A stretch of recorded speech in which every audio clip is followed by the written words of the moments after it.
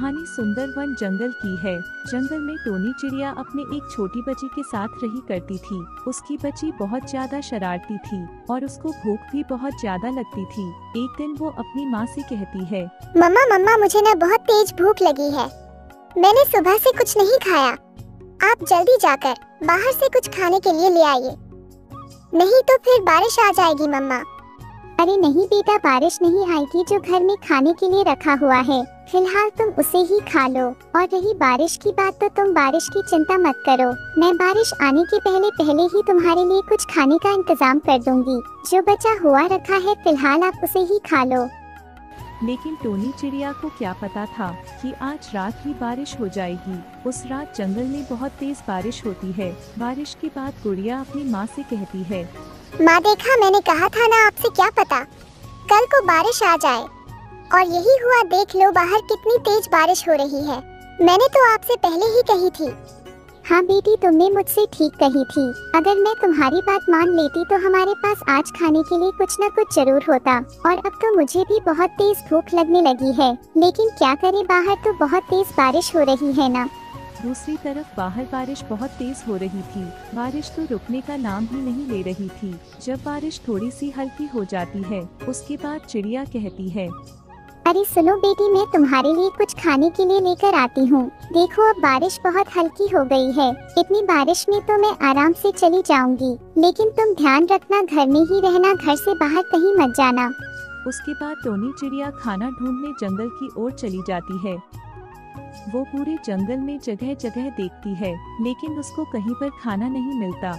अरे मेरी तो कुछ समझ में नहीं आ रहा, पूरे जंगल में ढूंढ लिया लेकिन कहीं पर भी कुछ खाने के लिए नहीं मिला। उधर मेरा बच्चा घर पर अकेला है, उसने कुछ नहीं खाया। उसको तो बहुत तेज भूख लग रही होगी। अब तो एक ही काम बचा है, बस जल्दी से मीनू चिड़िया के पास चलती हूँ। क्या पता उसके पास कुछ खाने को रखा हो। उसके बाद टोनी चिड़िया मीनू के घर आती है। अरे मेरी बहन मीनू, आज मैं तेरे पास बहुत ज्यादा आस लेकर आई हूँ। मैंने और मेरे बच्चे ने कुछ भी नहीं खाया। हमें बहुत तेज भूख लग रही है। अगर तेरे पास कुछ खाने के लिए बचा हुआ हो तो कृपया करके मुझे दे दे। मैं बहुत भूखी हूँ और मेरी छोटी बच्ची भी बहुत ज्यादा भूखी है। देख बहन टूनी, मेरे पास तेरे लिए खाने के लिए तो कुछ है नहीं, लेकिन मैं तुझे एक उपाय जरूर बता सकती हूँ। मेरे घर से 5 किलोमीटर की दूरी पर एक जादू फलों का पेड़ है। अगर तू जा सकती है उसके पास तो जाकर उससे फल लिया। चिड़िया की इतनी बात सुनकर टोनी बहुत ज्यादा खुश होती है। अरे बहन मीनू, तेरा बहुत बहुत धन्यवाद। मैं यह एहसान तेरा सारी जिंदगी भर नहीं भूलूंगी। अभी पहले मैं आम के पेड़ के पास जाती हूँ। उसके बाद टोनी चिड़िया उस आम के पेड़ के पास जाने लगती है, लेकिन रास्ते में ही बहुत तेज बारिश आ जाती है, जिसके कारण टोनी चिड़िया वापस अपने घर आ जाती है। अरे बेटी गुड़िया, मैंने पूरे जंगल में ढूंढ लिया, लेकिन खाने के लिए मुझे कुछ भी नहीं मिला। बस तुम आज रात बिता लो, मैं तुम्हारे लिए कल बहुत सारा सामान खाने के लिए लाऊंगी। उसके अगले ही दिन टोनी चिड़िया उस पेड़ के पास जाती हैं। क्या आप वही पेड़ हो जो मेरी दोस्त मीनू चिड़िया ने मुझे बताया था? अगर आप वही पेड़ हो तो कृपया करके मुझे कुछ खाने के लिए फल दे दीजिए। 2 दिन से मेरी बच्ची ने और मैंने कुछ नहीं खाया। हम दोनों माँ बेटी बहुत ज्यादा भूखे हैं और मैं बहुत आस लेकर आज आपके पास आई हूँ। हाँ, जैसा तुम सोच रही हो ये बिल्कुल सही बात है। मैं वही पेड़ हूँ, लेकिन मैं तुम्हें खाने के लिए तभी दूंगा जब तुम पहाड़ी के पार से मुझे पत्ते ला कर दोगी। क्योंकि पहाड़ी के पार जो एक पेड़ है उनके पत्तों से मेरी शक्तियाँ जागृत होती हैं। इस वजह से मैं तुम्हें जभी फल दे पाऊंगा। पहले तुम मुझे पहाड़ी के पार से वो पत्ते ला कर दे दो। तो ठीक है, जैसी आपकी मर्जी। मैं अभी आपको पहले पहाड़ी के पार से पत्ते ला कर देती हूँ। उसके बाद टोनी चिड़िया पहाड़ी के पार से वो पत्ते लेने चली जाती हैं और दूसरी तरफ वो पेड़ उस टोनी चिड़िया का बहुत बेसब्री से इंतजार कर रहा था। तभी थोड़ी ही देर बाद टोनी चिड़िया पत्ते लेकर वापस आ जाती हैं। अरे सुनो, जैसा आपने कहा था मैंने वैसा ही किया। यह देखो, ये रहे तुम्हारे पत्ते।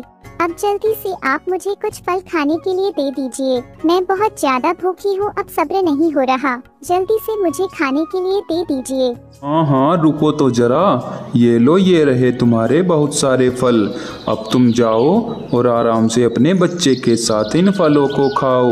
लेकिन याद रखना, अब तुम्हें जब भी कुछ खाने पीने की ज़रूरत हो तो तुम मेरे पास आ जाना।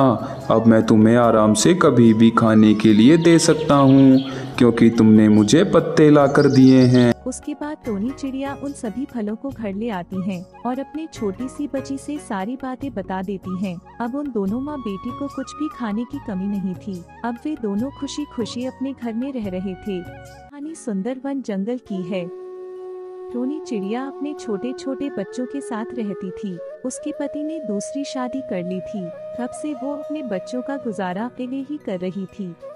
मम्मा, हमारे पापा कहाँ है? सबके पापा है।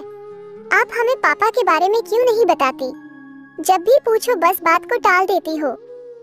ये कैसी बातें करते हो? चलो जल्दी से ये दाना खा लो, फिर हम लोसी आंटी के घर चलते हैं। आप अपने दोस्त बुलबुले के साथ खूब खेलना। नहीं मम्मा, आज हम आपकी बातों में नहीं आने वाले, हम जानकर ही रहेंगे। हमारे पापा कहाँ हैं? आप बताते क्यों नहीं हो? जाओ, नहीं बताती, जो करना है कर लो, मगर याद रखना तो मैं भी छोड़ के चली जाऊंगी। अपनी मम्मा की ये बात सुनकर दोनों बच्चे डर जाते हैं। वो रोते हुए बोलते हैं, मम्मा, आज के बाद हम कभी भी तुम्हें परेशान नहीं करेंगे।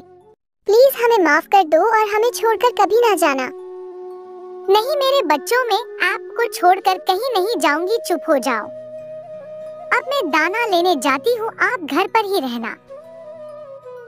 ऐसे टोनी चिड़िया घर से निकल जाती है। वो बहुत दुखी थी। अब मैं अपने बच्चों को कैसे बताऊं? उनके पापा ने उन्हें छोड़कर दूसरा ब्याह कर लिया और पड़ोस के जंगल में ही रहते हैं। चिड़िया ऐसे अकेले अकेले बड़बड़ा रही थी। कैसी हो टोनी? सब बढ़िया। अकेले अकेले क्या बड़बड़ा रही हो? सब ठीक ठाक तो है? गोरी, दोनों बच्चे अपने पापा के बारे में पूछते हैं। अब आप ही बताइए, मैं कैसे बताऊं? अगर टुन्नू जी कहीं दूर रहते तो मैं बता देती, मगर वो तो पड़ोस के ही जंगल में रहते हैं। क्या कहा?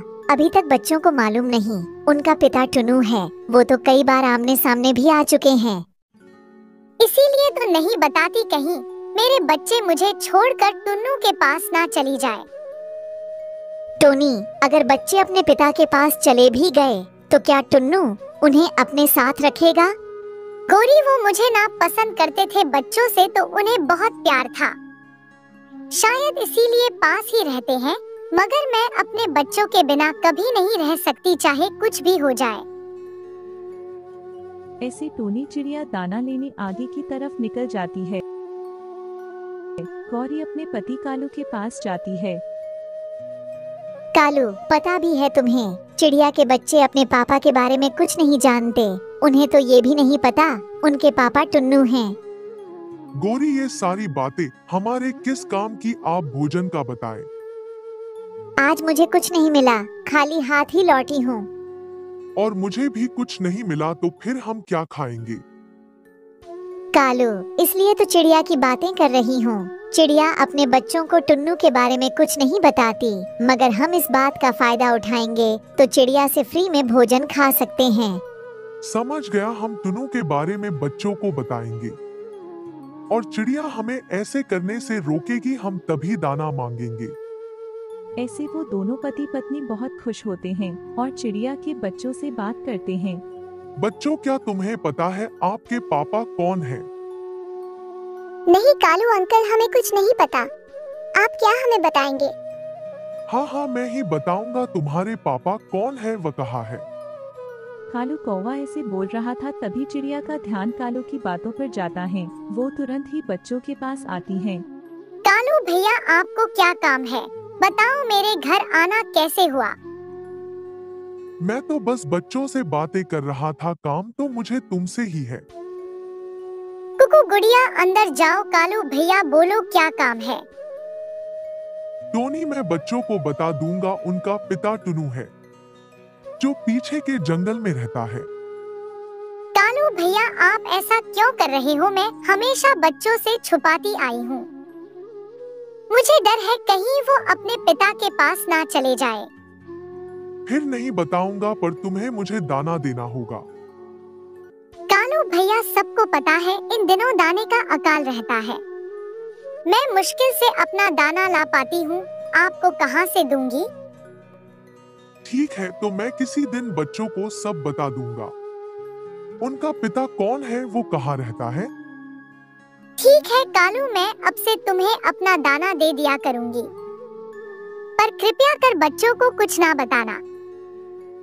ऐसे टोनी चिड़िया अपना दाना कालू कौवे को दे देती है। दाना लेकर खुशी खुशी कालू अपने घर आता है। अब से टोनी चिड़िया हर रोज कौवा के लिए दाना लाती। चाहे कुछ भी हो जाए, मैं अपने बच्चों को कहीं नहीं जाने दूंगी, मगर दो परिवारों का दाना खोजना कितना मुश्किल है। ऐसे मम्मा चिड़िया बहुत मेहनत करती है। वो जी जान लगाकर दाना खोजती और आधा दाना कौवा को दे देती, मगर कुछ दिनों से उसे दाना थोड़ा ही मिल रहा था। वो गोरी कवि से मिन्नतें करती है। गोरी रहम करे, दाना बहुत थोड़ा मिला है, अगर तुम्हें दे दिया तो मेरे बच्चे क्या खाएंगे? चिड़िया, हमें तो अपने हिस्से का दाना चाहिए, वरना बच्चों को कहने में देर नहीं लगेगी कि उनका पिता पीछे के जंगल में रहने वाला टुन्नू ही है। गोरी, ऐसा अत्याचार मत करो, क्योंकि मुझे पता है बच्चे अपने पापा के बारे में सुनते ही उनके पास चले जाएंगे और मैं अकेली रह जाऊंगी। मैं जी नहीं पाऊंगी, बच्चे ही तो मेरा सहारा है। मम्मा चिड़िया ऐसे कहते कहते रो रही थी। दोनों बच्चे पेड़ के पीछे छुपे सारी बातें सुन रहे थे। मम्मा अब रोई ना, हमने सब सुन लिया, हम आपको छोड़कर कहीं नहीं जाएंगे। हाँ मम्मा, और अब मेहनत से लाया हुआ दाना गौरी आंटी को देने की कोई जरूरत नहीं, अब हम सब जान गए। हाँ कुकू भैया, मम्मा हमसे कितना प्यार करती हैं, हमें खोने के डर से इन बुरे कौवों को दाना खिलाती रही, और पापा हमें छोड़कर दूसरी जगह रहते हैं, शायद वो ही हमसे प्यार नहीं करते होंगे। चिड़िया अपने दोनों बच्चों को गले से लगा लेती है। गोरी आंटी अब आप जाइए यहाँ से, अब आपको फ्री में कभी भी दाना नहीं मिलेगा, क्योंकि अब हम जान गए हैं हमारी मम्मा हमसे बहुत प्यार करती हैं, और आप इस बात का गलत फायदा उठाती रहीं। फिर गौरी कवि वहाँ से चली जाती है। हाँ मेरे बच्चों, में आपसे बहुत प्यार करती हूँ। जब तुम्हारे पापा ने दूसरी शादी की थी तब आप बहुत छोटे थे। आपके पापा की दूसरी पत्नी ने मुझे घर से भी निकाल दिया था। मम्मा फिर हमारे पास ये घर कहाँ से आया? गुड़िया बेटा, मैंने कड़कती ठंड में आपको छुपाने के लिए ये घर मिट्टी से बनाया था, और मिलो दूर जा जाकर कपास को इकट्ठा किया ताकि मेरे नन्हे बच्चों को सर्दी न सताए। हाँ मम्मा, तभी तो मैं कहूँ हमारा घर मिट्टी का क्यों है। अब समझ आया, आपने इसे मिट्टी से बनाया था। फिर मम्मा चिड़िया खुशी खुशी अपने बच्चों के साथ घर आती है। आज वह बहुत खुश थी।